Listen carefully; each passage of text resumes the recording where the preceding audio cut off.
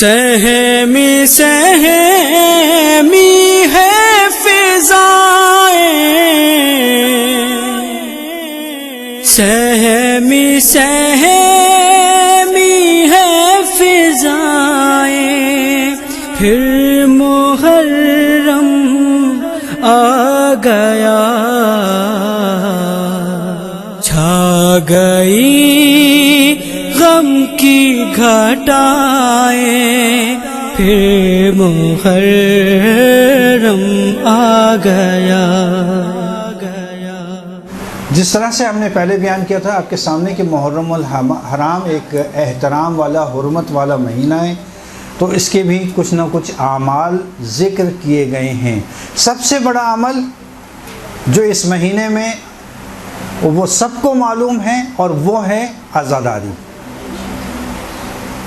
یہ خود ایک عبادت ہے، اور حتیٰ اس مہینے میں اگر کوئی شخص سیاہ لباس، کالا لباس پہنتا ہے تو مراجع کرام کے نزدیک اس کا استحباب، بعض کے نزدیک استحباب ثابت ہے، مستحب ہے، اور بلکہ جو مجتہدین استحباب کے قائل نہیں ہیں حد اقل راجح ضرور کہتے ہیں کہ دین کو مطلوب، اللہ کو مطلوب عمل، راجح کہتے ہیں ایک ایسا مطلوب عمل کہ جس کو پسند کی نگاہ سے دیکھا گیا، اس کو کہتے ہیں راجح۔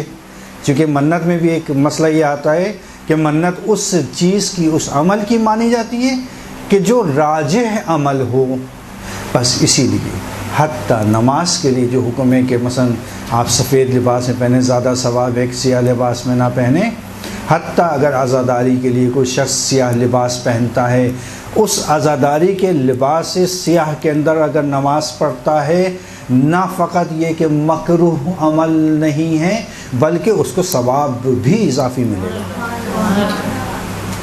اسی طرح سے نماز میں غیر خدا کے لیے اگر کوئی شخص گریہ کرتا ہے اور بلند آواز میں اگر گریہ کرتا ہے تو اس کی نماز باطل ہے، نماز باطل ہے۔ غیر خدا کے لیے نماز میں آپ نے گریہ کیوں کیا؟ مگر حسین، نعوذ باللہ نعوذ باللہ نعوذ باللہ، خدا ہے؟ حسین خدا ہے؟ نعوذ باللہ کہ نہیں، سب کے لیے، اگر کسی کے لیے بھی تم نے غیر خدا کے لیے گریہ کیا تو تمہاری نماز باطل۔ حسین کے غم میں اگر نماز میں گریہ کیا تو اللہ تعالیٰ کہے گا اور ثواب دو، اور ثواب دو، اور ثواب دو۔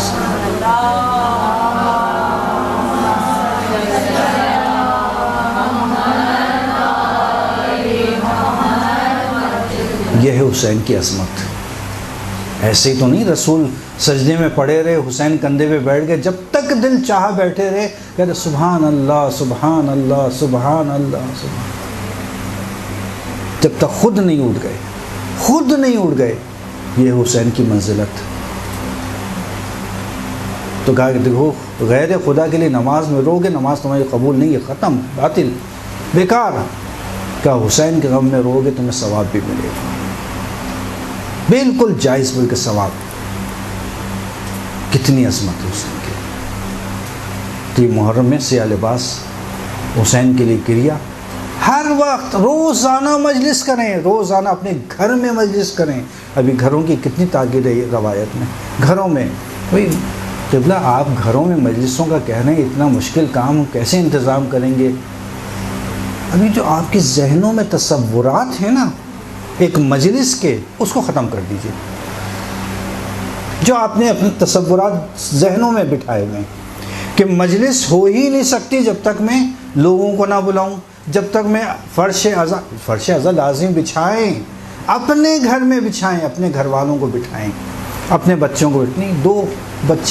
دو بچوں کو سامنے ایک مرتبہ ایک روایت ذکر مصائب حسین بیان کرنے، مجلس ہے، یہ مجلس ہے۔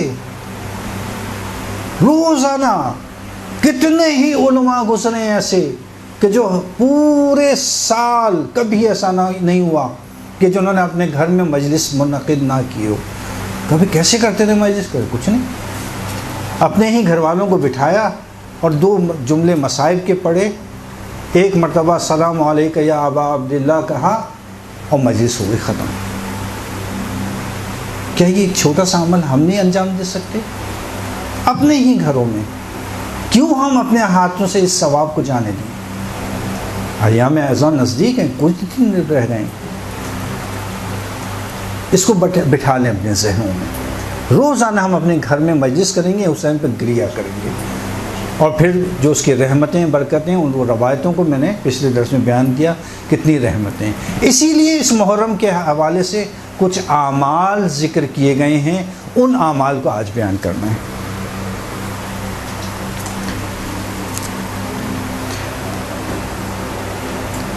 شب اول میں محرم کی کچھ شب اول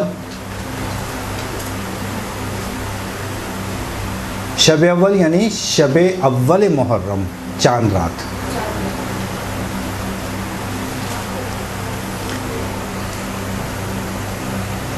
اچھا، کچھ دعاؤں کا ذکر ہے، کچھ نمازوں کا ذکر ہے، شب بیداری بہت زیادہ ہے، اس میں بہت زیادہ اہمیت ہے۔ شب بیداری کرنا اور قرآن کی کثرت کے ساتھ تلاوت کرنا، یہ بیان کیا گیا ہے، اور یہ دعائیں جو ہیں مفاتی میں ذکر ہیں۔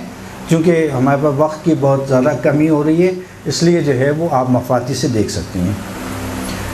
پہلی محرم کو روزہ رکھنا، کیونکہ روایت ہے کہ 5ویں امام سے کسی نے پوچھا کہ مولا پہلی محرم کو روزہ رکھنے کا کیا ثواب ہے یا کیا اس کی اہمیت ہے؟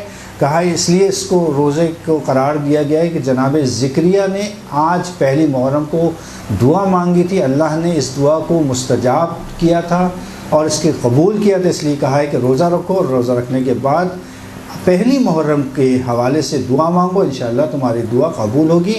اور یہ روایت وسائل الشیعہ کی 7ویں جلد میں اور پہلی حدیث ہے، وہاں موجود ہے۔ اسی طرح سے تیسری محرم کو روزہ تمام مراجع کے نزدیک تقریباً مستحب ہیں، اور بعض جو روایات آئی ہیں اس میں جو ہے وہ حضرت یوسف کے حوالے سے ہے کہ تیسری محرم کو حضرت یوسف جو ہے وہ بعض روایات میں کنویں سے باہر آئے تھے، اور بعض روایت میں ہے کہ زندانی جو کیا گیا تھا ان کو آزادی ملی تھی اس دن۔ دعا قبول کی حدیث موجود ہے رسالت مآب سے کہ اس دن دعا قبول ہوتی ہے، روزہ رکھ کر دعا مانگو تیسرے دن۔ اور اسی طرح سے 7ویں محرم کو روزہ رکھنا، یہ اس کی بہت زیادہ تاکید ہے اور بہت مستحب قرار دیا گیا ہے۔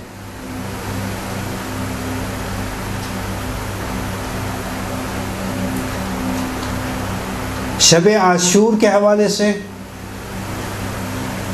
بے انتہا نمازوں کا ذکر، دعاؤں کا ذکر ہے، حتیٰ 100 رکعت نماز کا ذکر ہے کہ جس میں ہر 2 رکعت کے بعد جو ہے وہ سلام ہے، اور بعد از حمد 3 مرتبہ سورہ قول ہے۔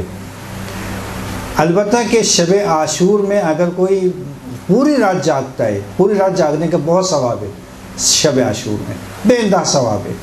اور اگر کوئی عزاداری کرتا ہے، گریہ ازاری کرتا ہے، ماتم داری کرتا ہے، اس کا بھی بے انتہا ثواب ہے، بے انتہا تاکیدات آئی ہیں اس کی۔ پوری رات جاگنا غم حسین میں، مذاق نہیں کرنا، ہنسنا نہیں ہے،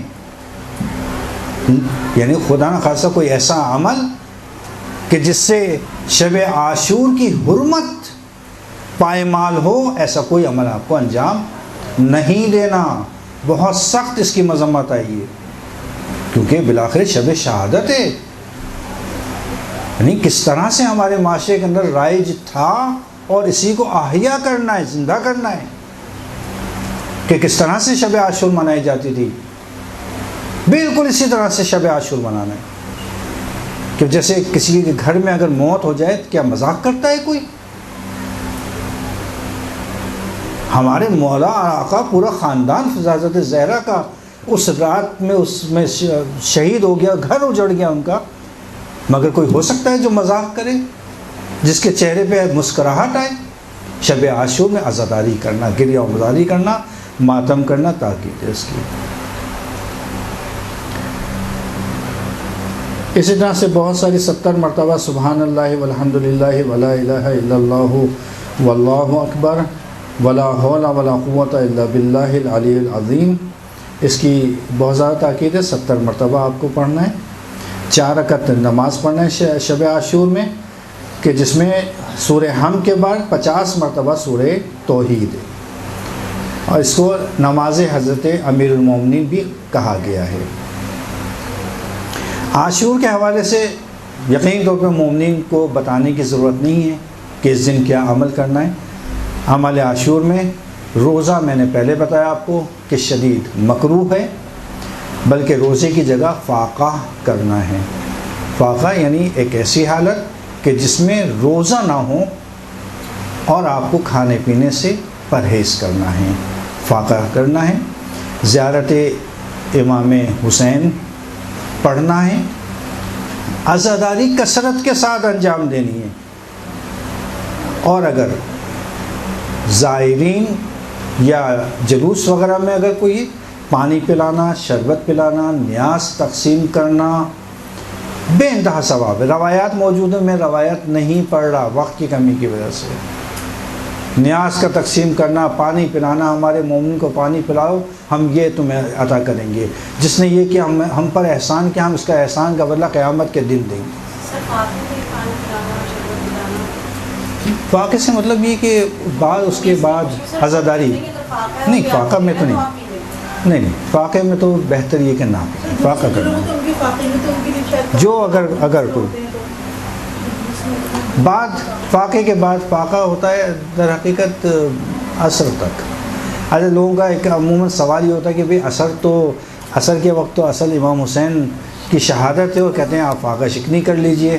نہیں، دیکھیں، فاقہ شکنی کا عصر کے وقت اس لیے ہے کہ جس وقت امام حسین کی شہادت ہو گئی، نہیں کہتے میں دیکھ رہا ہوں کہ میرے جد رسول خدا، میرے بابا علی اور فاطمہ آب کوثر لیے کھڑے ہوئے ہیں، مجھے بلا رہے ہیں، حسین آ جا میرے پاس، میں آب کوثر سے تم کو سیراب کروں. فاقہ شکنی یہ ہے. جیسے عصر کے وقت امام حسین شہید ہوئے ہیں اور ان کی روح ان سے منسلک ہوئی ہے، وہاں پر انہوں نے آب کوثر پیا ہے. اس لیے کہتے ہیں فاقہ شکنی، عصر کے وقت فاقہ شکنی کریں، کیونکہ مولا سیراب ہو گئے.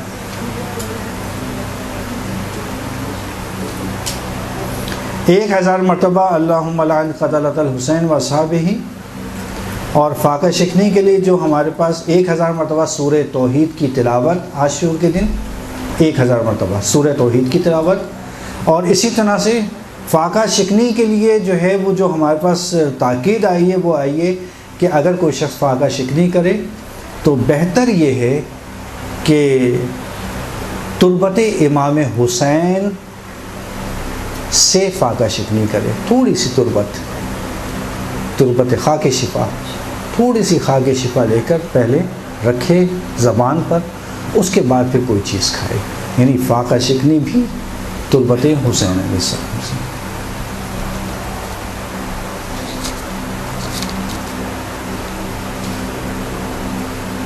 اور جب کوئی مومن پہلی محرم سے، یہ عمل ہے پہلی محرم سے لے کر اور آپ کے عاشور تک، شب عاشور تک، شام غریبہ تک، جب بھی کوئی مومن ملے آپس میں تو وہ ایک دوسرے کو حسین کی